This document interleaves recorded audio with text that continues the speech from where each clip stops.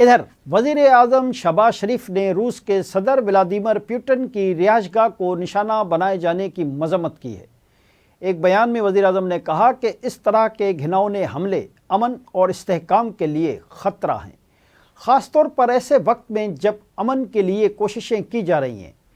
उन्होंने कहा कि पाकिस्तान रूस के सदर, हुकूमत और आवाम के साथ यकजहती का इजहार करता है।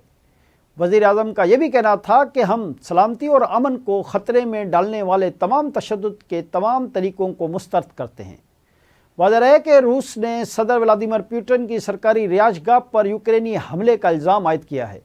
मॉस्को से खबर एजेंसी के मुताबिक रूस ने इल्ज़ाम लगाया कि यूक्रेन ने नोवोग्रोदो रीजन में वाक़ सदर पुतिन की रिहाइशगाह पर हमला किया है। इस हवाले से रूसी वज़ीर ख़ारजा सरगई लावरोफ ने कहा है कि यूक्रेन ने सदर पुतिन की रिहाइशगाह को निशाना बनाने की कोशिश की।